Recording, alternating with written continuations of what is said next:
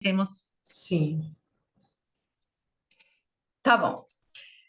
Bom, então, pessoal, boa tarde. Oficialmente, nós temos mais uma tarde de seminários de ensino daqui do PIEC, né, do nosso programa de pós-graduação Interunidades em Ensino de Ciências. E nesta oportunidade, eu tenho o prazer de apresentar a professora Márcia Goretti Lima da Silva, que gentilmente se ofereceu para dar um seminário no nosso programa, cujo título é Criticidade de Argumentação na Educação em Ciências, um caminho possível na sala de aula.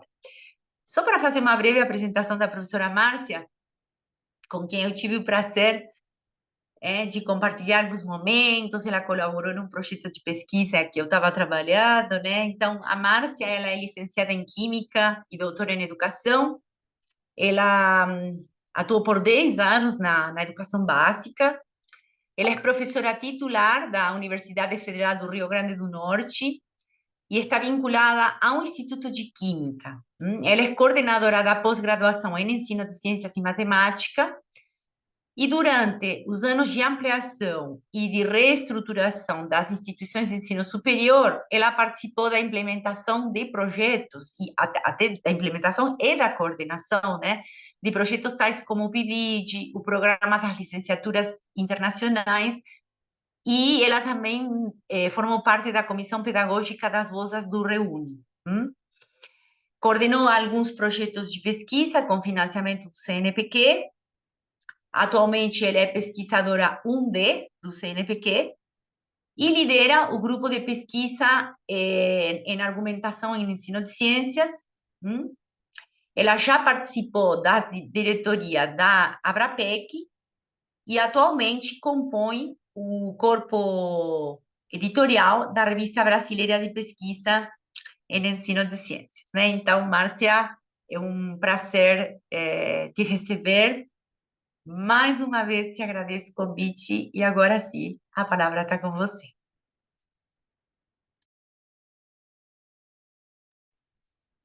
Obrigada, Verônica, obrigada, Cibele, pelo convite. É uma honra estar aqui com vocês, né? Pelo carinho todo que foi nos prestado, mas também em consideração ao programa que, na minha opinião, eu acho que é o programa mais relevante no país, é, pela capacidade de formação de recursos humanos, né, assim, que estão espalhados em vários pontos, não só do Brasil, mas do exterior, né?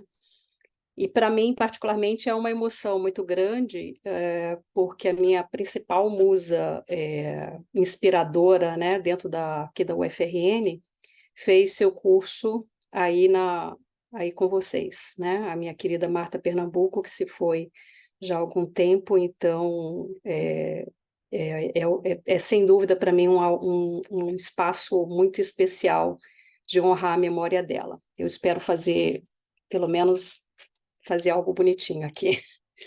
Eu vou tentar compartilhar aqui a apresentação. Deixa eu ver aqui. Opa, não. Fiz errado. Só um instantinho, porque está aparecendo aqui a minha tela. Ah, agora foi.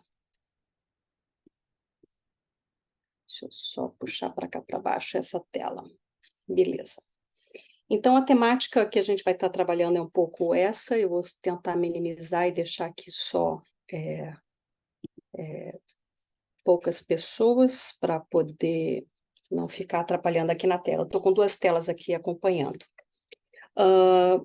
A ideia que eu pensei hoje nessa conversa, que eu estou entendendo que é um pouco uma conversa com colegas que estão aqui conosco, né, é mostrar um pouco como é que foi esse caminho, né, o caminho que levou a gente a esse determinado objeto que a gente está trabalhando hoje, né.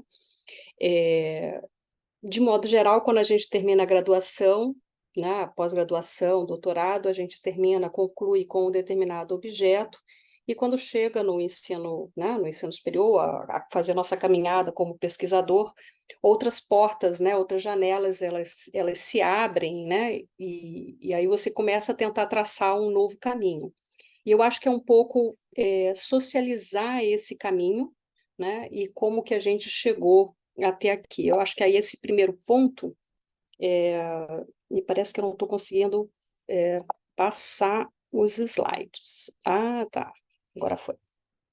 Bom, então, assim, um pouco desse caminho que a gente traçou, né, e veio fazendo, ele começa quando a gente se conheceu, né, Verônica, lá em 2019, a gente emerge no mestrado profissional em ensino de ciências naturais e matemática, aqui da UFRN.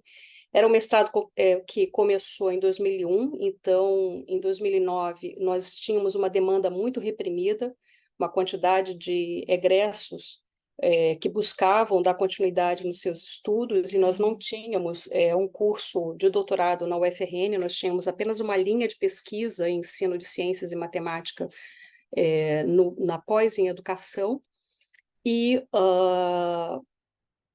o outro programa era na UFBA, acho que foi o primeiro programa de doutorado no Nordeste na área de ensino, né? E aí a gente passa, então, a fazer um planejamento de médio, curto e longo prazo para atender essa demanda. Então, o primeiro ponto era reunir quem eram os professores que estavam interessados em criar um doutorado, né, na nossa instituição, e para isso a gente precisava afunilar, né, ou ter um pouco mais de estreitamento com determinados objetos de pesquisa. E aí, no meu caso, particularmente, na época, em 2009, eu estava com um projeto de pesquisa junto com umas colegas da UFSC, né, a professora Adriana Mor, a Silvia Maestrelli, a Suzane Cassiani, todas da biologia, né?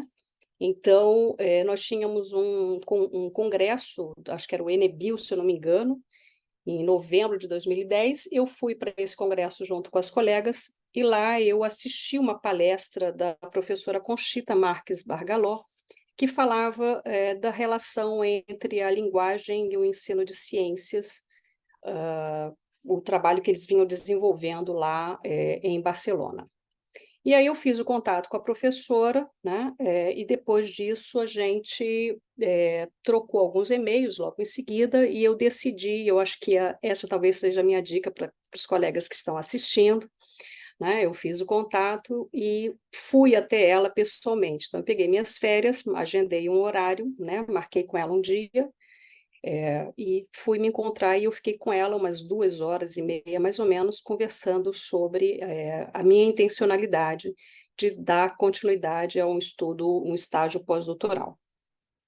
E aí a Conchita me informa que ela estava coordenando um projeto com o financiamento do governo espanhol, que era esse daí. Mas ele, em linhas gerais, o que ele tratava? Ele tratava de você tentar delimitar determinados contextos ou determinados temas no qual ele pudesse favorecer a transferência, vamos assim chamar, né, uma transferência ou uma replicabilidade nas salas de aulas de ciências de algumas práticas epistêmicas, entre elas avaliar o conhecimento e modelar o conhecimento. Então, ela me sugeriu que eu pensasse num projeto que ficasse dentro desse macro projeto que estava sendo ali abordado, né? Então, eu passo então a trabalhar com isso, né, com essa ideia, né? Eu passei acho que 1 ano mais ou menos me preparando para isso, lendo todo o material que ela fez, e aí submeto o projeto ao CNPq e à CAPES, tive aprovação pela CAPES e fui ficar nesse período de 2013 2014, nesse estágio pós-doutoral, me aproximando desse novo objeto que eu não tinha nenhuma proximidade até então. Final de 2014, então, a gente submete o APCN, né? Eu fico responsável por essa demanda, né? De criar, de submeter o projeto da criação do doutorado. Então, a gente cria o doutorado em 2015, eu assumo a coordenação pro tempore, depois por meio de eleição, E nesse período a gente cria um grupo de estudo, né? Ele não foi caracterizado ainda como um grupo de pesquisa, né? Mas sim como um grupo de estudo, porque era um objeto que a gente estava buscando uma aproximação e que era necessário se apropriar um pouco mais, né? E aí esse grupo ele passa, então, a ser instituído em 2016. Só para lembrar que desses 7 colegas que saíram, né, os 7, cada um foi para um canto, o André Ferrer foi um deles também, que saiu na época, né? Então, no mesmo tempo que eu estava em Barcelona, ele estava em Londres, então a gente trocava muitas figurinhas, então a ideia o planejamento, né, a curto, médio e longo prazo, né, ele acabou se concretizando, né, de 2009 até 2015. E aí a gente começa, então, a trabalhar um pouco com isso. E aí esse projeto, né, vamos pegar aí a ideia do projeto, macroprojeto que o grupo da Conchita trabalhava, que também era junto com o pessoal da Universidade de Santiago de Compostela, né, com a Marilá, com a Maria Pilar Gimenez Alexandre, o pessoal chama ela de Marilá, e eles trabalhavam muito com essa perspectiva das práticas epistêmicas de Dussel, né? Então, tentavam relacionar a questão da linguagem, né, com essas diferentes habilidades cognitivo-linguísticas que estavam ali presentes, né, desenvolver essas habilidades cognitivo-linguísticas de ordem superior, entre elas a argumentação. E a estruturação dessas atividades, elas se baseavam nos princípios do planejamento que a Marilar desenvolvia no Grupo Roda, né, que era o Snowflake, mas o grupo lá do LIEC basicamente eram de professores da educação básica, então o foco sempre eram nas atividades dirigidas com os estudantes. E aí a gente, no nosso projeto, né, isso era um pouco a fala da Neus, que a Neus sempre falava um pouco isso, né, a questão dessa relação, da importância do papel da linguagem que estava dentro dessa ideia das interações discursivas na sala de aula, né, que tinha um papel chave, né, tanto na regulação do planejamento do professor, né, nas suas atividades, assim como também na autorregulação do aluno, no processo de aprendizagem do aluno. Então, ela sempre chamava atenção nesse ponto. Então, o projeto que a gente acaba desenvolvendo dentro dessa perspectiva do macroprojeto, que era desenvolvido no LIEC, né, que era um grupo de linguagem e ensino de ciências, era envolvendo essa relação das práticas discursivas científicas no contexto escolar, focado na argumentação, mas que tinha como tema, como objeto central, a leitura crítica de textos de divulgação científica. Então, era isso que a gente vinha trabalhando ali. E aí, eu trouxe aqui alguns exemplos do que a gente vinha desenvolvendo, né? Então, veja, a gente trabalhou com esse texto, né, que era o banho da água com a água sanitária pode rejuvenescer, né? Ele tinha como uma ideia central uma tese ali desenvolvida e um discurso de autoridade, né, baseado em instituições de pesquisa e tudo mais. E nesse ponto a gente tentava trabalhar, né, utilizando algumas estratégias, né, de leitura.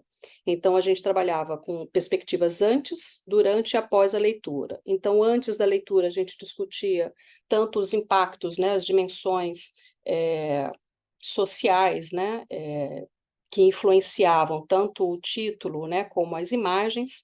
Durante a leitura, a gente trabalhava com um roteiro orientador, né, uma base orientadora para realizar essa leitura, que era o CRITIC, que foi um roteiro que foi desenvolvido pelo LIEC. Na verdade, eles adaptaram, né, do trabalho que foi desenvolvido pelo Barthes e pelo Paul e Newman, né, e eles fizeram essa adaptação, então era algo que a gente também adaptou e começou a trabalhar com esse roteiro orientador nas atividades durante a leitura, e após a leitura, quando se fazia a comparação desse texto de divulgação científica com o que tinha sido trabalhado, né, durante a leitura, e com um material original que tinha dado os elementos básicos ou chaves para a elaboração do texto de divulgação científica, né? Esse trabalho que a gente desenvolveu junto com o LIEC, ele foi publicado, então, junto com a Begônia e com a Conchita, numa revista aqui no Brasil, né? A Educação e Pesquisa. E aí a gente retorna, então, ao nosso contexto e começamos a trabalhar um pouco com essa dinâmica. Então, esse é um outro texto, né, que a gente passa a trabalhar agora já dirigido à educação básica. O primeiro foi no ensino superior. Então, a gente tentava abordar determinados conceitos científicos que estavam ali presentes, né? Então, esse texto, Leite da Barata, é riquíssimo em nutrientes e proteína e pode ser o próximo superalimento. A gente desenvolveu essa atividade num curso técnico de alimentos, né? Então foi muito interessante a discussão.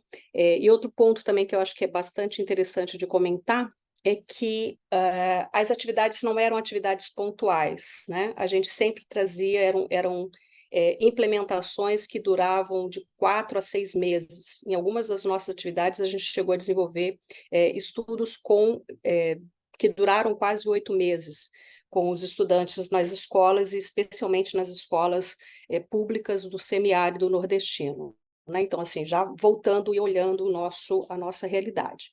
E claro que aí, na hora que você começa a olhar a sua realidade, esse processo né, de pensar em novas possibilidades, novos autores, novas discussões, elas vão acontecendo no decorrer do tempo. Esse era o roteiro, era o CRITIC que era utilizado, né, pelo LIEC. A gente tentou adaptar, né, tanto que está comigo com a Begônia e a Conchita, que a gente chegou a publicar. E não estou conseguindo rodar. E essa aqui era a forma, a rúbrica que a gente tinha de poder analisar todos os elementos que nós íamos identificando no discurso dos estudantes durante as interações, né? Então, como ela durava muitos meses, a gente tinha muitos materiais, assim, muito material para poder analisar, e esse era um dos problemas. Então, esse aí era um dos roteiros. A rúbrica não foi desenvolvida pelo nosso grupo, foi desenvolvida lá pela Neusa Martí, pela Conchita e pela Begônia, e era a época que a gente estava trabalhando lá com eles.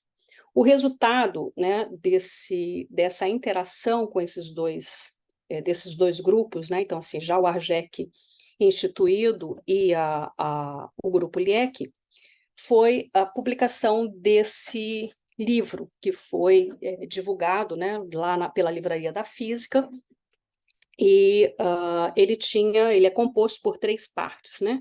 A primeira vinha com essa discussão teórica da relação da linguagem com o desenvolvimento dessas práticas, né, epistêmicas, ou vamos falar de habilidades, né, de pensamento de alta ordem. Então, era um texto que foi desenvolvido, o primeiro aporte teórico foi escrito pela Neusa Martí. A parte 2 eram todos os materiais didáticos que foram desenvolvidos e implementados. Assim, nenhum desses materiais que estão aí no livro não são só teóricos, né? Todos eles foram implementados e foram pano de fundo de determinadas investigações. E aí a parte 3 era exatamente o material desenvolvido pelo nosso grupo aqui no Brasil. Então, esse foi o resultado. Infelizmente, a gente não conseguiu fazer uma divulgação, né, porque foi no período da pandemia. Então, ele está por aí, né, o livro. Bom, quando a gente, então, passa por esse processo, a gente começa a ter outras situações, né? Olhando particularmente o nosso contexto, o contexto aqui local, né?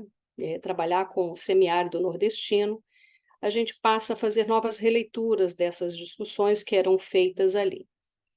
Então, nós passamos a trabalhar com um grupo de estudantes que eram agricultores, pequenos agricultores familiares, ou eles mesmos trabalhavam com essas atividades, né, de agricultura familiar, e muitos eram do MST, né, que viviam no acampamento próximo ao lado da universidade. ao lado da escola. Então, a gente passa a ter um olhar, uma preocupação um pouco mais com esse contexto, aí a gente volta a mergulhar numa perspectiva freiriana, né, para considerar, né, essa realidade dos alunos, e a gente também começa a fazer algumas modificações, entre elas, não só os 3 elementos da leitura, das estratégias da leitura, né, antes, durante e depois da leitura, mas também como é que eles poderiam comunicar, né, como é que eles poderiam reescrever essa notícia, né, a partir de toda a discussão que tinha sido feita, né, do ponto de vista de você verificar se essa afirmação de conhecimento ela estava bem justificada, como é que estavam esses dados que estavam ali sendo apresentados, né, que impactos ou que implicações sociais, né, teriam essas informações com a sociedade ou com o grupo que eles estavam presentes. Então, a gente começa a pensar em como que esse jovem essa pessoa ela pode começar a ter uma disposição ou pensar nessa mudança que ele poderia ter nele mesmo a partir do processo que a gente estava discutindo com eles dentro da sala de aula. Esse artigo resultante desse estudo, que durou também, eu não me lembro direito se foi 6 ou 8 meses, mas ele durou um bom tempo com os estudantes. Então, assim, eu estou tentando trazer só a síntese, porque nós tínhamos inúmeras atividades, né? Então, a gente tinha que trabalhar determinados conceitos científicos que estavam ali relacionados com a disciplina. Então, tinham atividades experimentais, tinham atividades de conteúdo, tinham visitas de campo que nós fazíamos, etc. Então, assim, eram muitas atividades que eram desenvolvidas no contexto daquele componente curricular na escola, mas que tinha como pano de fundo uma determinada investigação, que era tentando desenvolver essas habilidades cognitivo-linguísticas num passo a passo, né, num pouco a pouco, né, durante todo esse momento. E aí a gente começa a perceber que era muito importante a gente olhar para a nossa realidade, né, para os autores que nós temos aqui no Brasil, né? Eu não estou cuspindo em momento algum no prato que comi, né? As colegas que me receberam lá são mais do que colegas, foram mais do que supervisoras, mas se transformaram em grandes amigas, pessoas que eu tenho um carinho e que a gente tem uma ligação muito forte hoje, né? Algo que foi para além de uma formação a nível pós-doutoral, né? Além de um estágio, né? Mas a gente começou a tentar ver que nessa perspectiva de você trabalhar o processo dessas habilidades argumentativas, havia uma outra demanda, que era esse olhar e que fundamento, que autor poderia considerar essa relação da criticidade como um componente que está muito relacionado com o processo argumentativo. Quer dizer, o fato de você saber argumentar, saber como selecionar os dados, ver se esses dados são coerentes ou não, ver qual é a fundamentação, né, ou a justificativa científica que você vai ter para aquela afirmação de conhecimento, não é suficiente para que você, não te garante para que você seja desenvolva a criticidade, né, que você seja uma pessoa crítica. Mas para que você seja crítico, você tem que saber como articular todos esses componentes junto assim, consigo mesmo e com os demais, né? Então, um ponto que a gente começou a discutir era exatamente o fato de você tentar, durante o processo de argumentação, né, você, na defesa de um determinado ponto de vista, né, você tem que rever o seu ponto de vista e, ao mesmo tempo, rever o ponto de vista dos demais.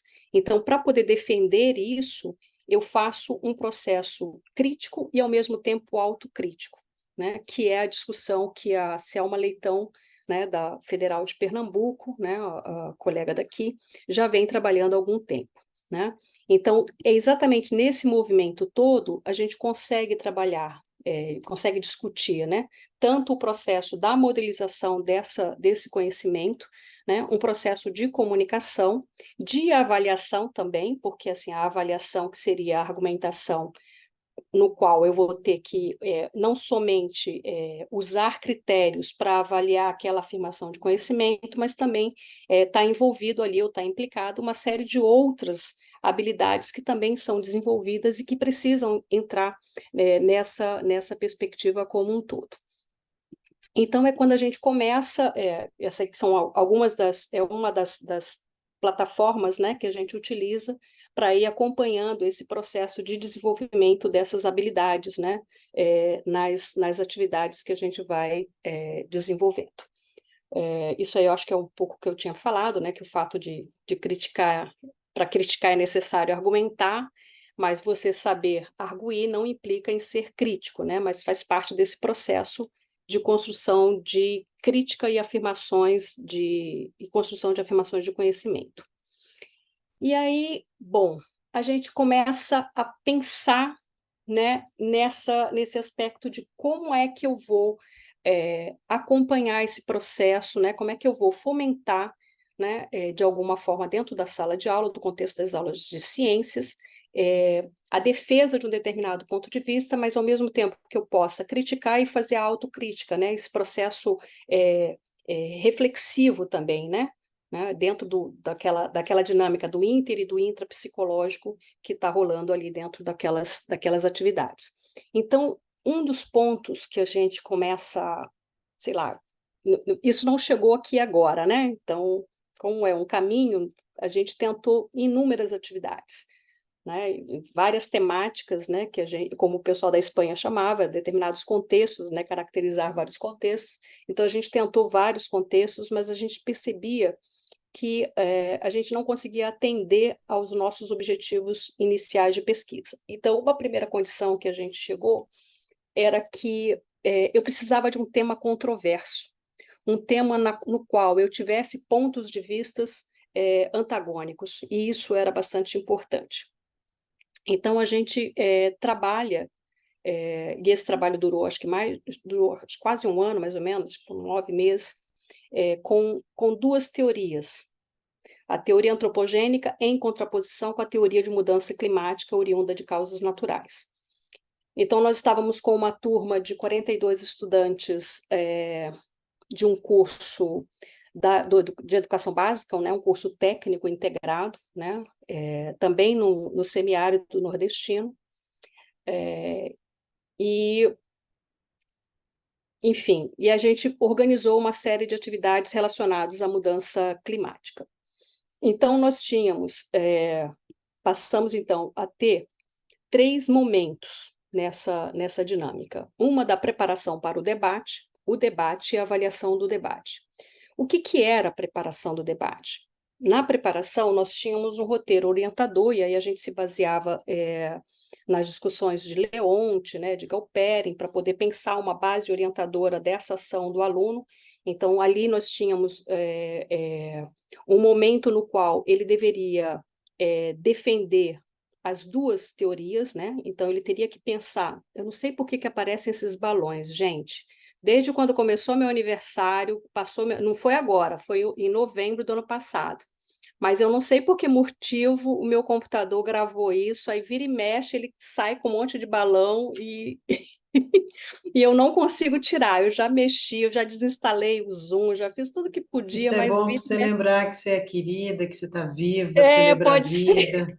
O que eu estou além de está bem te mandando uma mensagem para você celebrar a vida. Pode ser, pode ser, pode ser. Eu Verdade, normalmente verdade. costumo comemorar meu aniversário um mês inteiro. Eu acho que deve ter sido isso também. Acho que eles ficaram sabendo, igual essa danada aí comemora o aniversário dela direto. Mas então, o que seria essa preparação para o debate, né? Então a gente a gente orientava os estudantes, né?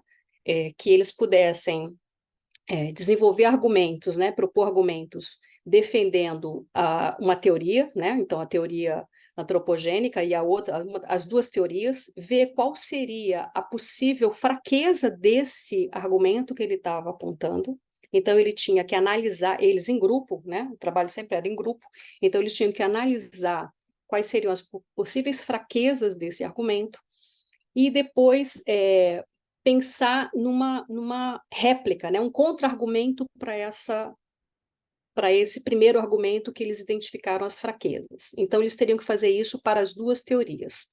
Depois, num segundo momento, a gente fazia a socialização. Então, a ideia era tentar manter o ambiente com um pouco de...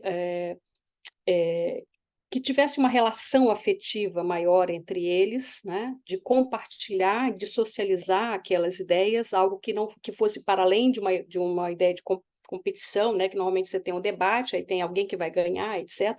E aí a gente tentava manter um ambiente que fosse para além disso. Então, o momento da troca, da socialização, onde eles teriam que esclarecer entre os outros por que ele pensou naquela fraqueza, né, onde que ele estava se justificando, qual era a base do conhecimento científico que ele teria com relação àquele argumento que ele estava propondo, para que depois a gente pudesse ir para a etapa do debate.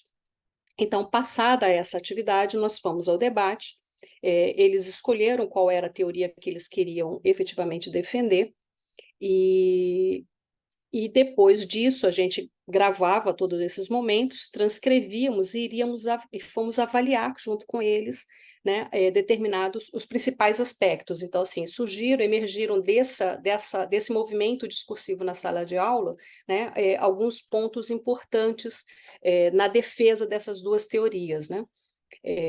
E aí a gente trazia um pouco o recorte na transcrição desses trechos, e a gente passava um processo junto com eles de avaliar a própria fala deles, né? Então, o que eles estavam se colocando, e aí a gente seguia gravando esse posicionamento e esclarecimento de determinadas posições. Então, em linhas gerais, deixa eu ver aqui, eu estou tendo dificuldade para passar os slides, né? Acho que eu falei um pouco isso daí, que eram as atividades que a gente apoiava, e aí a gente tentava considerar exatamente nessa dinâmica das atividades essas três dimensões, né? As dimensões epistêmicas, a dimensão ética e a dimensão emocional. Esse estudo, que durou um bom tempo, ele foi publicado nesses dois materiais, na verdade, um está no Prelo, o outro foi em 2021, né? Porque, como eu disse para vocês, a gente acabou tendo muito material escrito, né? Muito material que a gente acabava coletando, e isso dá muito pano para manga para a gente poder publicar. E aí, em 2020, a gente estava no meio da pandemia, né? Em 2021, eu retorno para o LIEC. Foi um momento, a gente estava conversando um pouco, né? Eu e Verônica, no início, né, do como que foi duro esse período pandêmico de 2020, então o acolhimento que eu tive lá com o grupo foi muito emocionante, né, foi muito bom, né, e ao mesmo tempo ver que assim as colegas que a gente tinha se encontrado há 10 anos atrás, agora já estavam com mais idade, né? Estavam todas com cabelinho branquinho, né? A gente tem aí a Mercê Esquerdo, a Conchita, a Neusa Marti, a Mariona, né? A Conchita, quando eu cheguei lá, tanto a Mercê como a Neus estavam se aposentando, e esse ano a Conchita se aposenta, e acho que a Marilar não sei, mas a Mariona eu acho que já deu andamento com o processo dela de aposentadoria. Mas foi um momento bastante rico, né, assim, de retorno. E aí foi muito interessante, porque já nesse segundo retorno, eu não tinha mais que pensar em como que eu ia me estruturar ou me envolver num macroprojeto que eles estavam desenvolvendo, porque a gente já estava com uma interlocução maior, a gente já estava tendo proximidade, mesmo o nosso grupo olhando o nosso contexto, a nossa realidade local, com os nossos autores, a gente tentava manter essa interlocução com eles, né, buscando esse paralelo. E aí, chegando lá, né, o projeto que eles estavam desenvolvendo era esse aqui, Pensamento Crítico e as Práticas Científicas na Era da Pós-Verdade. Inclusive até a Marilar, ela tem um handbook junto com a Blanca Puig com relação à argumentação, pensamento crítico na Era da Pós-Verdade, né? E esse projeto deles era no âmbito do SPIGA, né, que era um projeto maior, e estava sobre a direção da Digna, que se eu não me engano, eu acho que ela foi aí para a USP com vocês um determinado período, acho que não me lembro quando foi, mas teve uma das vezes que a gente estava conversando, ela comentou isso, que teve na USP com vocês e com a Conchita. E o projeto que esse amadurecimento, vamos assim dizer, né, do que se pensava, né, em 2010, quando eu cheguei lá com eles, né, ele veio nesse amadurecimento mesmo, né, das discussões teóricas, e começam a chegar a uma ideia, né, defender uma ideia de uma perspectiva utilitarista, né, ou que a gente chama de operacional para o pensamento crítico, né, com relação, na hora que eu penso a noção, né, a definição, o sentido que eu estou assumindo de pensamento crítico, então, considerar isso para o contexto da sala de aula de ciências. Então, elas partiram, então, nesse caminhar, né, eu acho que da mesma forma como eu vinha num caminhar, eles também vinham num outro caminhar, e que esses, de alguma forma, a gente estava se entrelaçando, né. E aí o que seria essa perspectiva utilitarista, né, do pensamento crítico? O grupo de lá considera como sendo um conjunto de processos cognitivos, metacognitivos, porque você tem o intra e o interpsicológico, né, os comportamentais e emocionais, porque nessa dinâmica do contexto todos esses elementos estão ali presentes, né, que, embora baseados na e sobre a ciência e também nos valores, permite a gente considerar uma determinada dimensão epistêmica, que é avaliar as afirmações de conhecimento, né? ou que antigamente se chamava de declarações ou conclusões, mas seriam essas afirmações, mas por meio de critérios. Então, o contexto das investigações passam, então, a olhar muito para esse uso de critérios que podem ser fomentados o desenvolvimento na sala de aula e investigados. E, coincidentemente, no mesmo período, a gente estava, então, levando um projeto com eles lá, junto com um projeto que foi aprovado recentemente. É um projeto internacional que tem a parceria com a professora de Pernambuco, né, que é do grupo da Silvia Leitão, com quem a gente mantém interlocução, com a professora Andrea Revel Chion, que é da Argentina, com a UBA, né, tem vários outros pesquisadores ainda envolvidos, né, ali, também o pessoal de Barcelona, né, a Begônia Oliveras e a Ana Marbá, e é um projeto que está com financiamento pelo CNPq, e ele tem envolvido, né, 5 doutorandos e doutorandas, 2 mestrandas e 4 egressas do nosso grupo, né? Então, ele mantinha uma certa interlocução e diálogo com o projeto de pesquisa que estava sendo desenvolvido pela Digna e pela Conchita. E aí, esse livro aqui eu não tenho participação, mas, coincidentemente, ele foi publicado esse mês, né, que é o resultado dessa discussão teórica da proposta operacional para pensamento crítico e uma série de atividades, né, que eles apresentam, né, pensar criticamente na sala de aula de ciências, né, e que ele está disponível pela GRAO. E aí, assim, um pouco o que seria, como é que seria essa característica dessa noção de pensamento crítico, pensão mais operacional do pensamento crítico, né? Então, eles consideram como sendo um conjunto de componentes, então, que eu vou ter relacionado tanto com habilidades, né, como disposições, mas também uma outra dimensão, que é a dimensão mais valorativa, mais emotiva, relacionada à prática social e cidadã.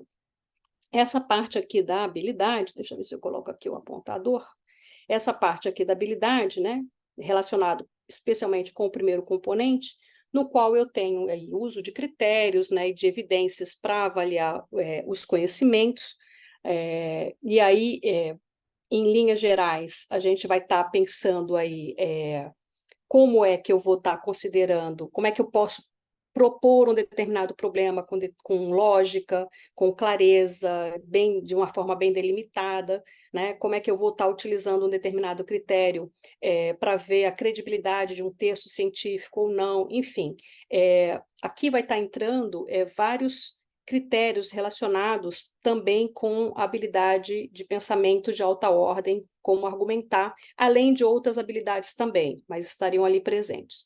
O segundo componente é a disposição, né? Por exemplo, uma disposição que você teria relacionada à maturidade intelectual do indivíduo, né, da pessoa, de buscar novas informações científicas, né? Uma disposição para poder desafiar a autoridade, às vezes de grupos que você tem dentro da própria sala de aula, ou do que está tendo, ou que vem dentro de um texto também de divulgação científica, enfim. Você teria, assim, uma disposição para para essas características. E aí a gente considera que esse primeiro bloco ele está muito relacionado com essa habilidade de pensamento de alta ordem, que é o processo argumentativo. E claro que isso é uma discussão, inclusive, da Marilar, de que esse primeiro bloco ele é muito mais propício, né? Tem muito mais potencialidade de você desenvolvê-los quando você trabalha com um tema científico. Por exemplo, por que usar a dieta X ou Y, né? Algo nesse sentido. A segunda dimensão, né, que a gente trabalha, a gente passa a fazer uma mudança na proposta do grupo do LIEC e também do grupo Roda lá com a Marilar, que eles discutiam a prática social e cidadã dentro de uma perspectiva de justiça social. E aí a gente começa a discutir um outro aspecto, que era como é que você vai mensurar, né? Que eles falavam, isso daí vai gerar transformação social, mas como é que você vai mensurar, né, que durante toda a implementação dessas atividades, mesmo desenvolvendo essas habilidades, né, mesmo fomentando essas disposições, como é que você vai mensurar que houve uma transformação social, né, do ponto de vista da investigação? E a gente começa a trabalhar com a ideia de uma disposição para, né? A gente volta e mergulha nas discussões e na leitura de Paulo Freire e começa a pensar nessa disposição para a transformação, disposição para o agir. Então, a gente passa, então, a trabalhar, e essa que é a nossa proposta junto ao LIEC, né? E eu acho que isso que era legal, porque a gente saiu de um movimento de se incorporar num determinado macroprojeto, e aí agora a gente estava no movimento de poder contribuir com os estudos e com as discussões que eles vêm desenvolvendo no grupo deles, né? E isso foi muito rico, muito importante, né? Do ponto de vista do processo de aprendizagem, para mim, porque às vezes a gente se sente muito motivado, né? Por aquela dinâmica, assim, você se sente contagiado também pelas discussões com o outro. Então, nessa segunda dimensão, a gente tem esse terceiro componente, né, que é a análise crítica desse discurso, que vai estar tentando justificar o porquê que tem aquela determinada desigualdade, quer dizer, aquela implicação que tem ali, e um quarto componente, que seriam as ações dirigidas a essa disposição para a transformação social. E também, assim como o Marilar e o pessoal do LIEC, que constitui o restante do grupo, considera, é que para trabalhar com essa dimensão, olhar questões ou temáticas que sejam relacionadas a questões sociocientíficas, elas são muito mais propícias, né? São muito mais, com um maior potencial, né? Esse estudo aí que a gente desenvolveu junto com as meninas, né? Ele foi publicado em 2021, não estou conseguindo enxergar aqui, 2022, né? Hoje ele tem a continuidade desse trabalho, ele está no prelo, eu espero que saia o mais rápido possível, para a gente poder dar continuidade nos estudos. Isso aqui eu acho que eu já falei. Bom, e onde é que a gente está hoje, né? Assim, que ponto que a gente está? Então, quer dizer, pensamos nessa ideia de uma perspectiva utilitarista, operacional, para a noção de pensamento crítico, nessas 4 dimensões. Então, o que nós estamos fazendo? A gente passou, então, a implementar um projeto investigativo, de novo, no semiárido nordestino, em um contexto bastante interessante. Acho que isso aqui também eu já tinha falado, né? Que quando a gente volta a beber, né, em Paulo Freire, a gente começa a considerar de que, a partir do momento que aquele jovem, aquela pessoa, a gente parte da leitura da realidade, problematiza essa leitura, né, esse problema que ele selecionou e que ele conseguiu inicialmente ler, né, dentro de uma perspectiva da consciência, né, e você vai desenvolvendo aumentando essa complexidade de compreender, né, essa realidade que ele está vivendo, a primeira pessoa que se transforma é o próprio aluno. Então, a gente parte dessa ideia. Então, ele é o primeiro que se transforma. Se a partir daí a gente consegue criar condições em todas as atividades para que ele possa ter uma disposição para essa ação, uma maturidade intelectual para poder ter essa disposição para a ação, ela deve continuar em termos de estudo. Então, o que a gente fez? Nós desenvolvemos um projeto bem longo que envolveu uma escola inteira, uma turma, eram quase 60 alunos, nós tínhamos 5 colegas egressos do nosso grupo e que foram trabalhar numa escola, nessa escola aqui, numa cidade chamada Currais Novos. Eu não sei se tem alguém aqui do Nordeste, mas Currais Novos é uma cidade do interior, né?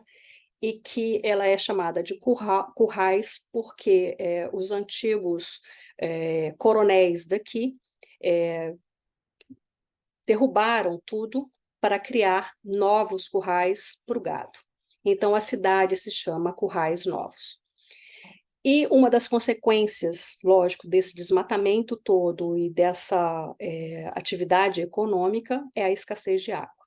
Só tem um açude nessa cidade, né? E é um açude que não sei se dá para ver aqui pela imagem, né? O ponto máximo da água é aqui, é o açude que a gente chama de Gargalheiras, e que o estado está em festa, na verdade, porque há 13 anos o Gargalheiras não sangrava, é um termo típico daqui, né? Sangrar significa você transbordar, né? Então o açude encheu ao ponto de transbordar, então isso não acontecia há mais de 13 anos nessa região, e enfim, então o estado está em festa, né? As pessoas vão para lá para tomar banho, enfim, né? Para fazer isso, para comemorar mesmo, para festa direto. Então, o que acontece na cidade de Currais Novos? As pessoas compram água, elas não têm o direito à água. Então, quando a gente foi trabalhar com os alunos, nós pedimos que eles pudessem tentar identificar 3 possíveis problemas dessa localidade, onde eles estavam. Ah, sim, e um detalhe que eu esqueci de comentar. Quem eram esses jovens? Eles eram de agricultura familiar e muitos deles, né, são assentados, né, e ficam ao redor dessa escola, né? Então, assim, eles compram a água e apontaram como principal problema que eles queriam aprofundar, né, o saneamento básico.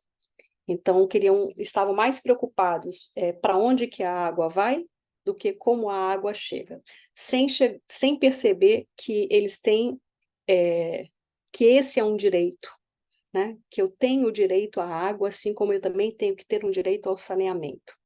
Então, veja, quando a gente fez essa atividade durante 8 meses com esses estudantes, né? Inúmeras atividades. Nós tínhamos 6 encontros com eles por semana, eram 6 horas de aula por semana. 6 aulas, 2 que a gente trabalhava com conteúdos científicos dentro da disciplina de química, 2 com atividades, às vezes atividades experimentais, onde a gente saía em diversos pontos fazendo coleta de água, fazia análise de água e tudo mais, e dois encontros que a gente se destinava a essa leitura da realidade, tentando buscar o passo a passo de como é que ele poderia se aprofundar nesse problema. Então, isso aí para a gente foi muito importante, né? Muito importante mesmo, que ao final dessas atividades eles puderam, de alguma forma, propor uma série de ações, né? Então, eles começaram a propor jornais locais, né, para poder informar os moradores, né, dessa questão do saneamento, do direito à água. Então, isso foi para a gente foi muito emocionante. Então, veja, essa ideia de que, a partir desse processo, né, de aproximação desse conhecimento, aprofundamento dessa leitura, esse jovem, essa pessoa começa, então, a ter a sua primeira disposição para se transformar, né? E aí a gente, então, de novo, eu estou tendo dificuldade de passar os meus slides, não sei por quê. Porque acho que ele está no... tá aqui. Bom, então isso aqui eram as bases, né, tanto pedagógica e psicológica, que dava o fundamento a todas as nossas atividades que foram implementadas nesse projeto de pesquisa.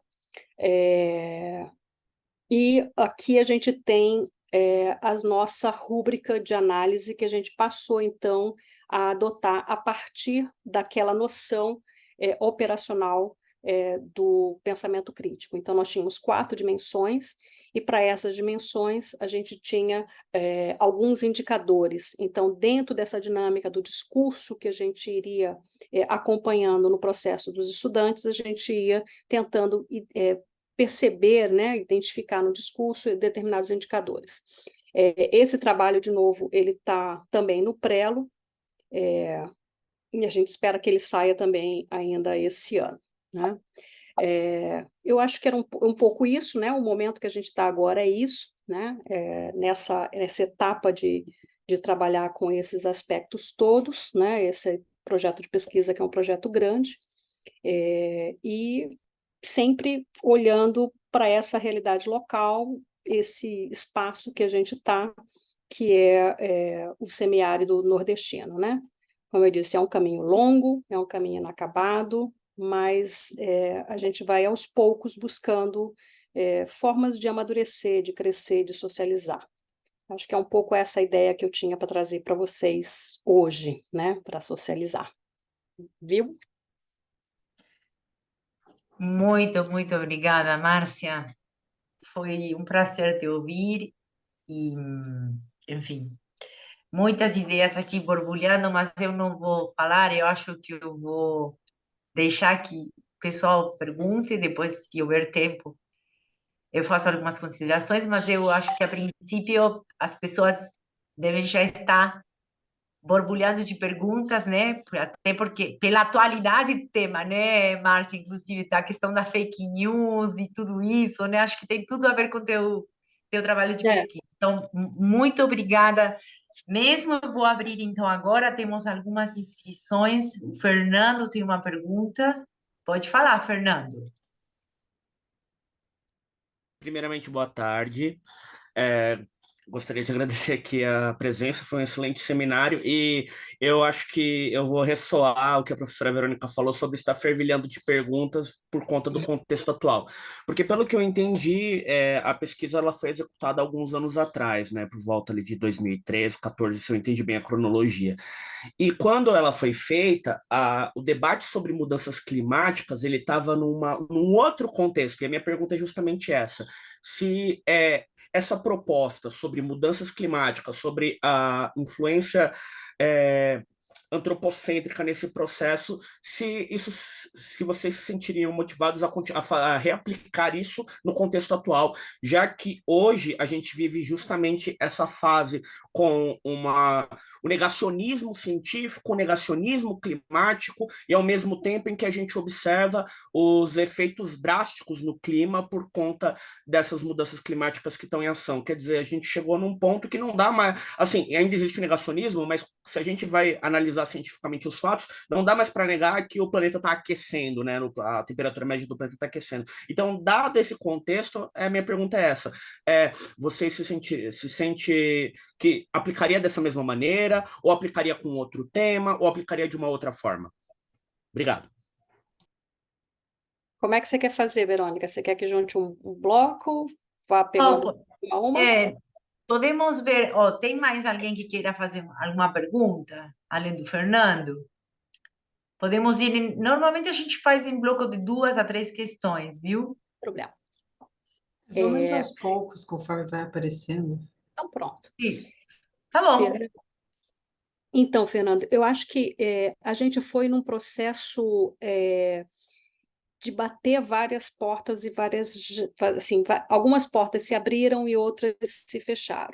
No momento que a gente foi discutir e trabalhar, quando a gente foi usar esse tema da mudança climática, nós trabalhamos vários outros temas, né? A gente trabalhou a questão dos cosméticos, né? A questão da relação da cultura desses cosméticos com aspectos que eram colocados como étnicos, raciais, etc. Toda essa discussão a gente tentou colocar ali, mas ele não atendia qual era o referencial teórico que a gente estava querendo propor, que era favorecer realmente a construção e a crítica de afirmações de conhecimento.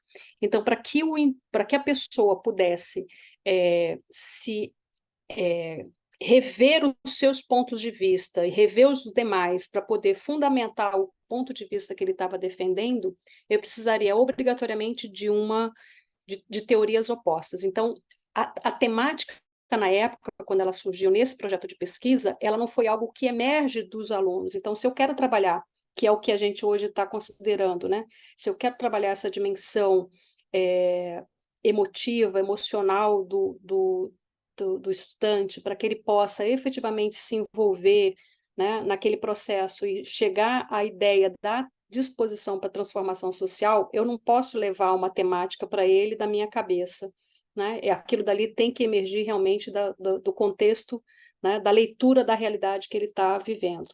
Se essa temática emerge deles, provavelmente a gente leva adiante, mas foi uma condição que a gente estava tentando testar, vamos assim dizer, para ver se essa construção e a crítica do conhecimento, né, de afirmações do conhecimento, ela poderia emergir ali daquele tema, né? Mas concordo com você, ele está numa outra dimensão hoje, né? Não sei se eu ajudei ou se eu piorei. Obrigado. Não, tranquilo. Mais alguma pergunta, pessoal? Márcia, eu queria fazer uma pergunta, meio comentário, assim, conversar, na verdade, né, sobre o assunto. Então, também diferente do período no qual vocês coletaram os dados, a gente também tem essa coisa toda que há 10 anos atrás a gente não tinha, que é a questão da mídia, né, da ciência na mídia.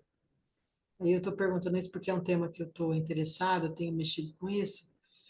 E então pensar também não só na argumentação, mas talvez numa alfabetização científica midiática, que é uma coisa que tem sido bastante discutida, né?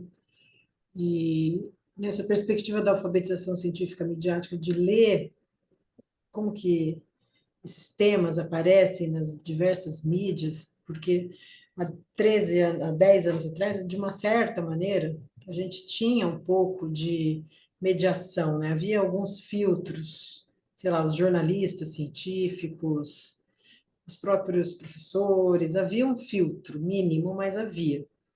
E hoje, com as mídias sociais, YouTube, TikTok, então, né, todas essas loucuras, aí a gente não tem filtro nenhum. Claro. E como que você pensa assim, se você fosse fazer de novo essa, nem sei se você já pensou nisso, mas se você fosse fazer de novo essa pesquisa, como que você incluiria esse contexto de circulação de informação e também de polarização ideológica que muitos desses temas carregam? Então, a gente chegou a trabalhar uma época é, com, com um referencial teórico que ajuda um pouco a olhar essa dinâmica, né? Porque você tem ali quer dizer, um quarto poder, né? Lógico, a mídia é o quarto poder, no qual ela está envolvida não somente com relação à persuasão, mas principalmente à manipulação, né? E aí há alguns autores que são autores bem legais que trazem elementos interessantes para você poder analisar alguns dos vídeos. Então, teve dois jovens do nosso grupo que passou, então, a trabalhar nessa pegada, entendeu? De ir olhar e acompanhar determinadas propagandas que eram veiculadas na mídia, não eram no TikTok, mas eram vídeos curtos, especialmente aqueles que vieram do governo federal por conta da BNCC, que era para uma perspectiva de manipulação mesmo da opinião pública, né, para a reforma do ensino médio e para a base, e ele utilizou, na época, o charador. Então, assim, o charador ele te traz vários elementos que você pode considerar na hora de você analisar aquele discurso, né? E aí, assim, hoje a gente não tem trabalhado com isso, né? O foco do nosso grupo realmente é direcionado, né? A maioria dos colegas é direcionado a tentar ver essa questão da desinformação em um processo de releitura mesmo, né? De destrinchar essa desinformação, de como é que ela vai te levando a interesses que estão ali, né? Subliminares daquela notícia que está sendo divulgada. Eu acho que, não sei se eu cheguei realmente a te responder, mas seria mais assim, Respondeu, uma sim. sugestão de que eu posso trabalhar com ele, sim, mas eu não usaria esse referencial teórico que a gente discute dentro do grupo, entendeu? Eu Entendi. acho que para essas mídias que são mídias manipulativas, trabalhar com o gerador é legal, sabe? E Ele esses traz seus elementos alunos, muito interessantes. os seus alunos publicaram? A gente está com um artigo no Prelo também sobre isso. Uhum. E tem uma dissertação que foi publicada agora recentemente na RBPEC, que acho que é da Bárbara Taufman, que vai falar sobre uma categoria bastante importante, que é a desinformação científica, Uhum. né?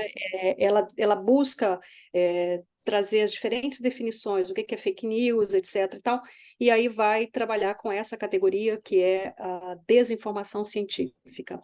É um artigo bastante interessante, ele foi publicado esse ano, se eu não me engano. Foi esse ano? Estou em dúvida. Se não foi esse ano, foi no final do ano passado, junto com a Rochelle Logécio, né? A Certo. Bárbara Kaufmann e Rochelle Logécio. Que aí elas vão pegar, uma pesquisa muito legal, cara. Eles pegam várias notícias do Twitter, né? Com relação a algumas fake news, né? Relacionadas à vacina, né? Um movimento anti-vacina.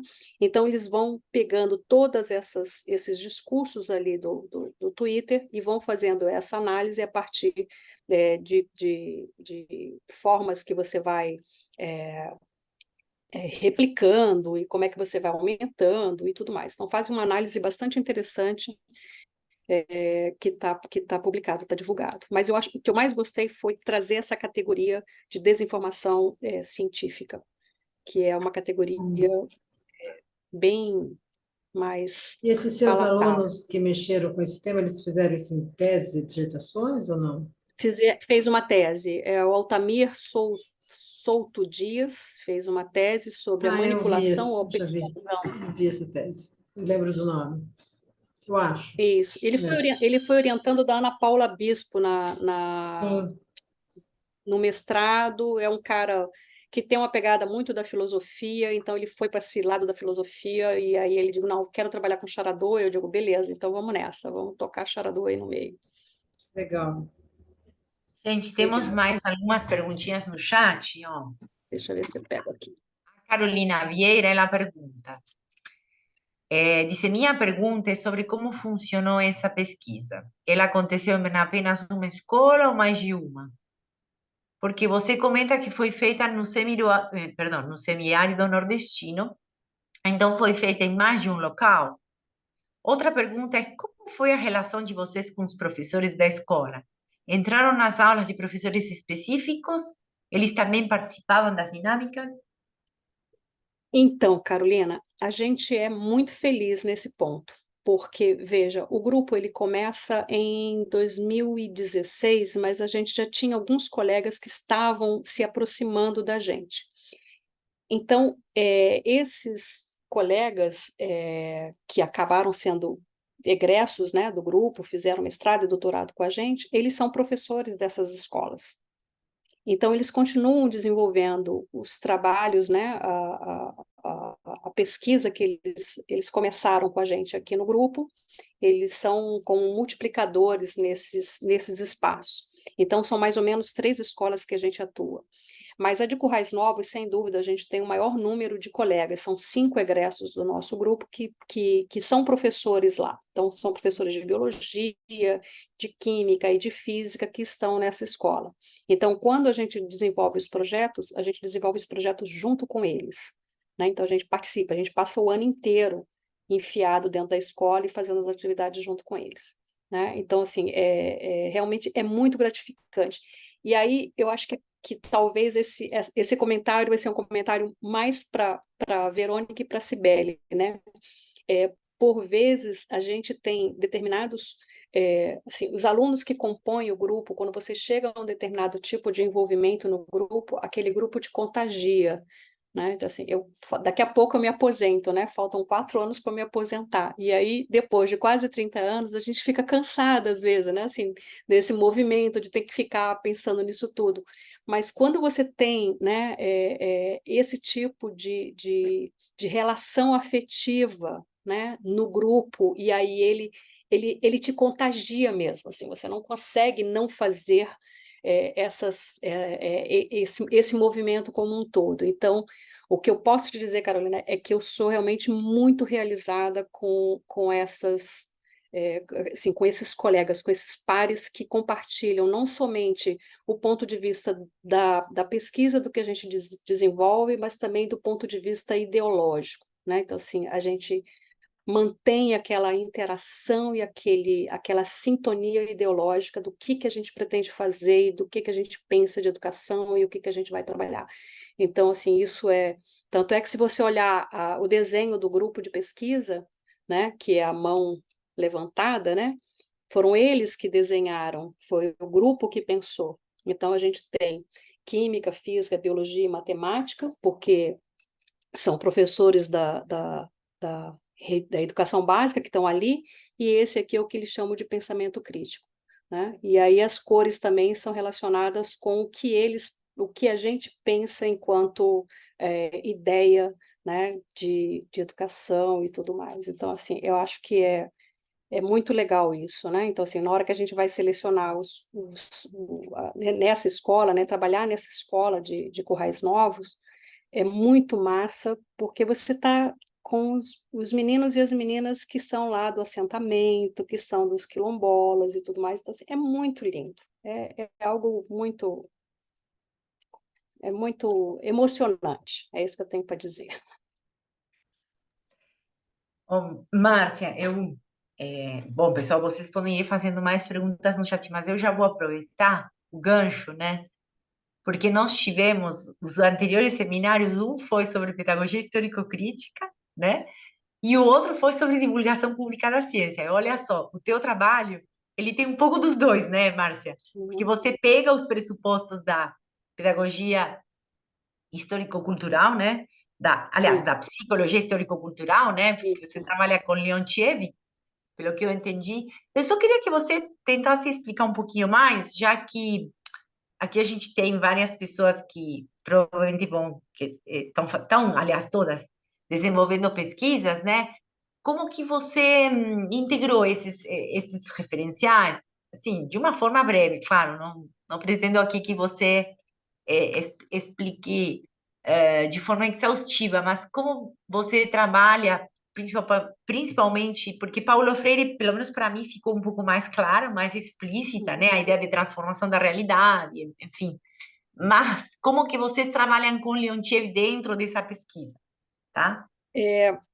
Basicamente, assim, a gente tem um outro grupo de pesquisa, né, assim, daqueles 7 que saíram lá em 2009, né, para fazer os seus estudos pós-doutorais, etc. e tal. A gente teve um colega, que é o professor Isauro Beltrán, que foi, coincidentemente, o meu orientador no doutorado, ele trabalhou no grupo do Leonte, em Moscou, né?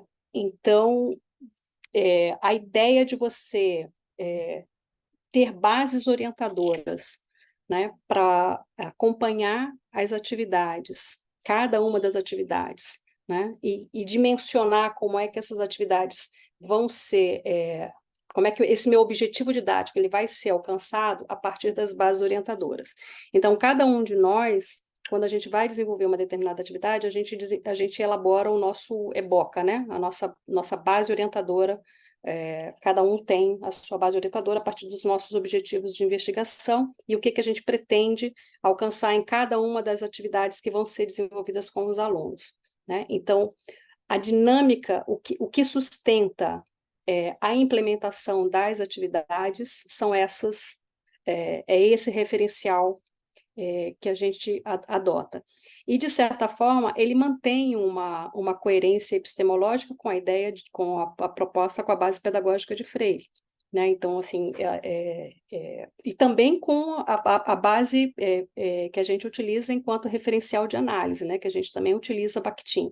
Então, assim, os 3 referenciais teóricos, eles mantêm uma coerência epistemológica, né? E eu acho que essa talvez também fosse uma dica que eu poderia passar, né? Sei lá, para os colegas que estão aí elaborando as suas dissertações, né, e as suas teses, é que esse teu referencial de análise, né, e o referencial teórico, o referencial de análise, ele tem que manter uma coerência epistemológica. Não dá, por exemplo, na pesquisa que a gente desenvolve aqui no nosso grupo, eu usar, sei lá, análise de conteúdo. Não tem nenhuma coerência, nenhuma interseção com essa dinâmica do que a gente está pensando.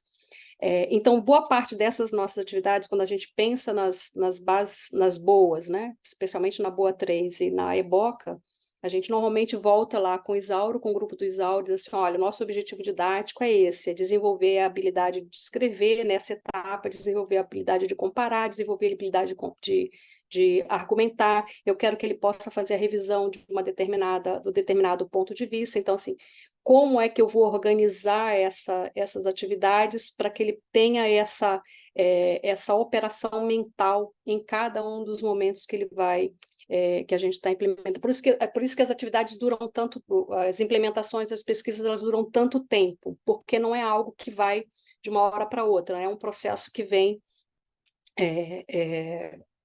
progressivo, né? Então, assim, você vai fazendo, aí não, realmente esse objetivo não foi alcançado, então a gente volta e assim vai. Só um instantinho aqui, deixa eu ver aqui se é meu irmão mesmo.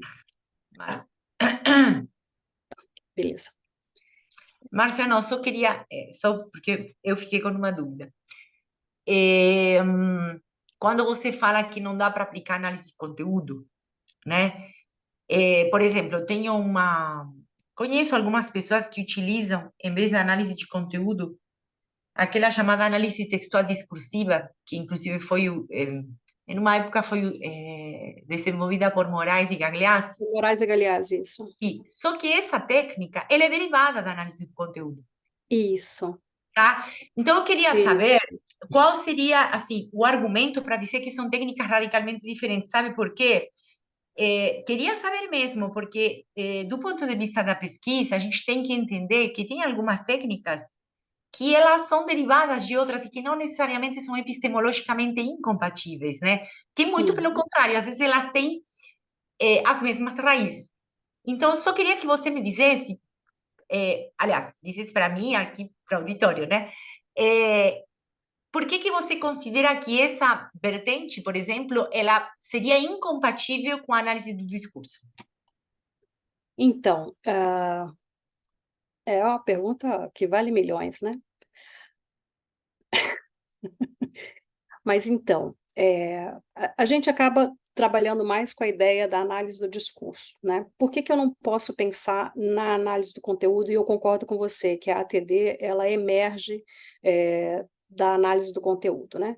Eu vou ver aspectos pontuais, eu vou pegar unidades, né, de significado, eu vou fazer determinados recortes e eu vou deixar de fora o contexto de todo aquele movimento que está, assim, do aspecto semiótico mesmo, do fenômeno que está ocorrendo. Então, eu acabo deixando de captar, vamos assim dizer, determinados elementos que vão contribuir com aquele olhar que eu quero, com aquela lente que eu quero. Então, a análise de conteúdo, tanto a ATD, claro que a ATD, ela parte do pressuposto que eu tenho também que fazer a seleção, né, da unidade, e a partir daquela seleção da unidade eu vou fazer uma inferência de uma possível categoria que está surgindo dali, né? Mas acaba indo como uma pré-categoria, né? Então, assim, se eu vou olhar de um ponto de vista marxiano, né, de que aquele problema ele está emergindo daquela realidade, então daquele espaço, né, do método de Marx, então assim, eu não posso ir como uma pré-categoria, eu tenho que considerar tudo aquilo que está emergindo de lá. Então, no nosso caso, a gente olha a responsividade, especialmente do aluno, como é que toda essa análise semiótica está ocorrendo daquele movimento discursivo que está acontecendo ali. Porque às vezes você chega, né, vou dar um exemplo aqui, né? Essa semana a gente estava trabalhando um pouco com uma atividade, uma dinâmica dentro da POI, né, aquela prever, observar, explicar, e aí os alunos tinham que argumentar durante a explicação que eles estavam apresentando, quer dizer, eles tinham que justificar por que aquela explicação científica era mais adequada que a outra. Então, um grupo estava tentando explicar e naquela ideia de tentar convencer os demais por que essa explicação era mais adequada do que a outra. E na hora que a gente estava lá discutindo, a menina olhou para a cara dele e fez assim. Ela não falou nada, só fez um bico, né? Então, assim, se eu estou fazendo análise de conteúdo, o bico não rola na discussão. Aquele bico que ela fez tinha tudo para a gente poder. Então, quer dizer, todo o processo de convencimento, de justificar de que aquela explicação era mais adequada, o bico diz assim. O que o bico quer dizer? Tá entendendo? Então, assim, não dá. Se eu quero ver o movimento, a ATD e análise de conteúdo não encaixa nessa perspectiva do que a gente está olhando, né? Então, assim, existem outros signos ali presentes que a gente tem que considerar, né? E tem um artigo bem legal, para quem quiser dar uma olhada, que é um artigo do Deus Dará, que vai falar sobre a diferença, né, da análise de conteúdo e análise de discurso. Nossa, é um artigo tão antigo, mas ele é muito legal, ele é muito didático, cara. Depois passar para a gente, Márcia, se quiser passar por e-mail ou passa aqui, como chama? Deus Dará?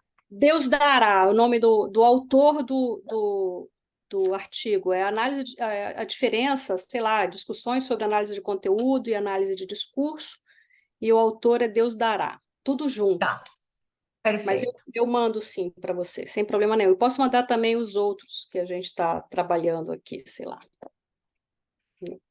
Obrigada, viu, Márcia? Imagina. Como sempre, muito esclarecedora a tua resposta. Pessoal, alguém quer fazer mais alguma pergunta para Márcia? Bom, lembrando que vocês, obviamente, ela vai... Se vocês quiserem depois fazer algumas questões a posteriori, a gente pode também, né, Márcia, na medida das suas Pode possibilidades, disponibilizar claro, meu e-mail, não tem problema nenhum, eu respondo. tá? Tudo E bem, convido pessoal? também a todos, e convido a todos também a tentar a submeter artigos e trabalhos na RBPEC, né? Hum. Ah, Sibeli encontrou esse artigo que você está... Isso, que eu comentei do Análise doutorado. de conteúdo, tá? E análise de discurso. Obrigada, viu, Sibeli? Então, pessoal, para quem estiver, assim, pensando, né, em fazer uma pesquisa utilizando essas técnicas, eu acho que é interessante, né? E por isso que eu fiz também essa pergunta diretamente para a professora Márcia, porque existe muita confusão do ponto de vista até epistemológico, né? Achando que muitas vezes nós estamos falando de coisas diferentes quando não estamos, ou achando que estamos falando das mesmas coisas quando a gente está falando de abordagens diferentes, né? Nós temos, bom, gente, se não houver mais questões, eu queria mais uma vez, Márcia, te agradecer. O seminário foi riquíssimo, né? E te agradecer pela tua disponibilidade. Sei que você é uma pessoa extremamente ocupada, então, mais uma vez, te agradecer por estar aqui conosco.